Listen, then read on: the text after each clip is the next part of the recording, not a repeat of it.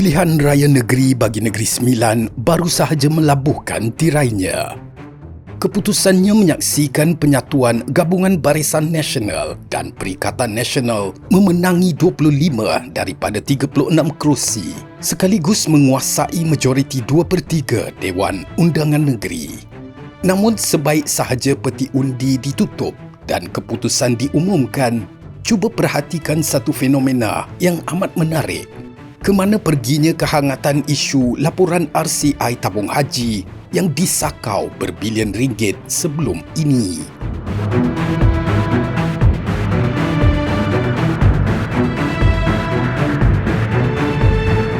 Assalamualaikum dan selamat kembali ke Domir TV.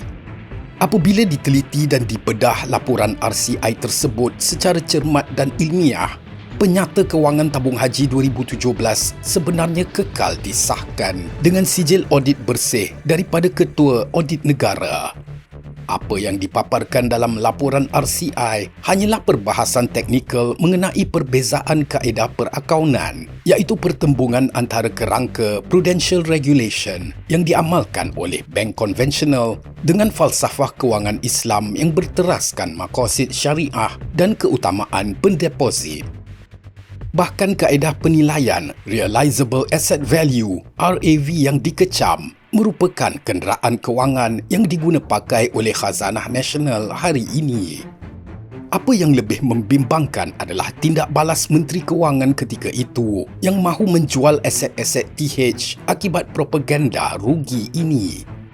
Tindakan menjual aset TH pada waktu nilai pasaran jatuh berisiko menyebabkan aset-aset strategik umat Islam dijual murah kepada entiti luar, lalu merugikan dana ummah apabila nilainya melambung semula di masa hadapan. Kesimpulannya, satu portfolio pelaburan yang sama boleh menghasilkan 3 gambaran penyata yang berbeza bergantung kepada kaedah yang dipakai. Isu tabung haji bukanlah isu kecurian, penyelewengan atau sakau seperti yang didendangkan. Tetapi demi syahwat politik murahan, perbezaan piawaian akaun ini difitnah sebagai jenayah besar di atas pentas ceramah demi membunuh karakter musuh politik. Solusinya sebenarnya sangat mudah. Jika wujud salah laku, korupsi dan sebagainya, terus siasat, dakwa dan biarkan mahkamah menentukan hukuman yang sewajarnya. Kuatkan lagi undang-undang untuk mengekang rasuah di parlimen supaya ahli politik tidak boleh memanipulasi sistem atau agensi kerajaan di masa hadapan. Tiada keperluan untuk mencanang istilah sakau di atas pentas sekadar untuk dilihat sebagai hero. Sedangkan gerak kerja perundangan yang sepatutnya dilakukan masih tidak bergerak. Rakyat bukannya bodoh untuk tidak dapat membezakan antara bekas yang penuh dengan tin yang kosong. Maka isu tabung haji ini membongkar satu corak politik yang sangat membimbangkan di Malaysia hari ini, iaitu kebiasaan melemparkan tuduhan dan jenayah rasuah di platform media sosial serta pentas ceramah supaya dapat melabelkan musuh politik sebagai penjenayah. Akibat daripada doktrin Machiavellian ini, para pelakon politik tidak lagi berlumba-lumba untuk membawa gagasan pemikiran yang terbaik. Sebaliknya, mereka berlumba-lumba untuk memfitnah dan membuktikan bahawa pihak lawan mereka lebih jahat dan lebih teruk, semata-mata supaya diri mereka kelihatan kurang jahat di mata pengundi. Inilah punca mengapa komunikasi politik di Malaysia hari ini dipenuhi dengan carutan, pendedahan terpilih dan pembunuhan karakter. Ia adalah kerosakan fikiran yang perlu dibetulkan. Umat Islam tidak boleh membiarkan instrumen kerajaan terus dikorbankan di atas altar politik balas dendam atau vindictive politics yang dipacu oleh syahwat kekuasaan. Sebenarnya politik vindiktif ini bukanlah taktik baru, melainkan playbook lama yang sentiasa dikitar semula. Rakyat tentu tidak lupa bagaimana skandal National Feedlot Corporation NFC dahulunya digambarkan secara sensasi di pentas ceramah sebelum gagal dibuktikan seperti tuduhan asal di mahkamah. Yang kedua, Dia buat pinjaman. Dia kata pinjaman. Dia kata ini saya buat pinjaman, ikut suka saya lah. Saya mau lagu macam mana, saya mau beli lembu, saya mau beli kodok, itu tak apa, itu pinjaman saya. Tapi ini pinjaman paling lembu dalam dunia, sebab pinjaman tak payah bayar lagi. Pinjam saja, tak payah bayar. Saya pun nak jadi tokek lembu macam tu. Rakyat juga tidak akan lupa bagaimana bekas Menteri Besar Selangor Allahyarham Tan Sri Khalid Ibrahim difitnah secara terancang melalui dokumen ratusan muka surat semata-mata untuk menjatuhkan beliau menerusi langkah kajang. Sebab itu, kita tak pandang mudah apabila ada maklumat mengatakan dia sedang merundingkan kes dia. Sebab merunding kes tu tak ada masalah. Semua orang cuba rundingkan, kurangkan hutang. Yang jadi masalah ialah dengan siapa dia merundingkan out of court settlement itu. Saya nak ingatkan kepada Tan Sri Khalid, walau baki-baki integriti dan nama baik yang ada itu, sebaik-baiknya uruskanlah peralihan ini dengan menghormati suara rakyat. Jangan berani untuk sabotaj rakyat dengan membubarkan Dewan.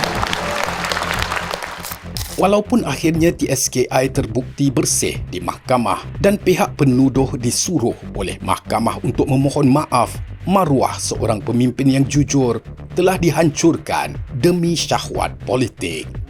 Saya dihentikan daripada Parti Keadilan. Saya kena berhenti.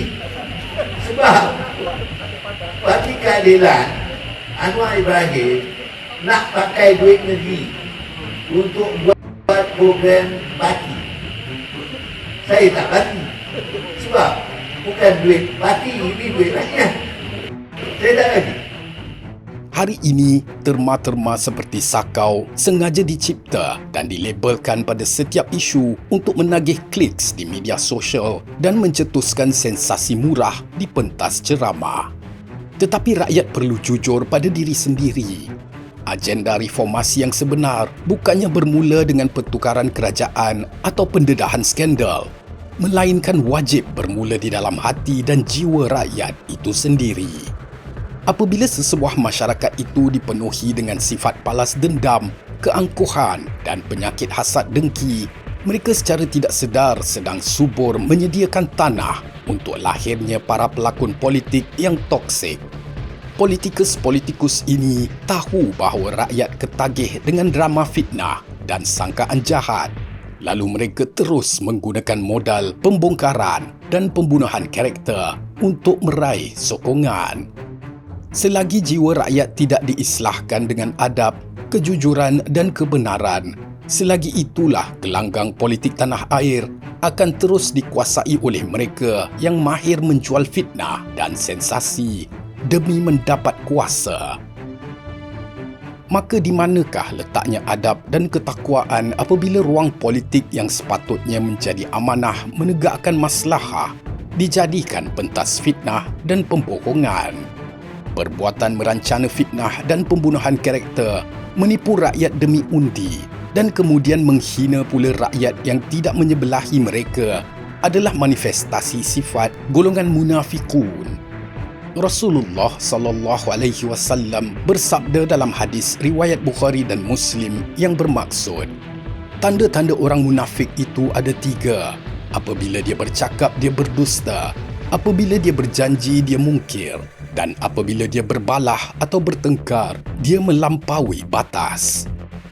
Ingatlah juga amaran Allah Subhanahu wa taala di dalam surah An-Nisa ayat 145 yang bermaksud, sesungguhnya orang-orang munafik itu ditempatkan pada tingkatan yang paling bawah sekali dari neraka Jahannam, dan engkau tidak sekali-kali akan mendapat seorang penolong pun bagi mereka.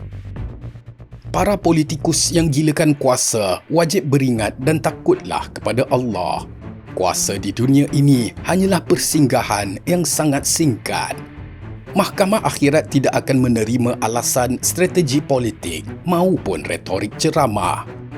Di sana kelak, balasan neraka Jahannam sedang menanti mereka yang menggadaikan agama dan menzalimi maruah bangsa demi secebis takhta. Rakyat Malaysia wajib celik, berani dan menolak politik kemunafikan ini.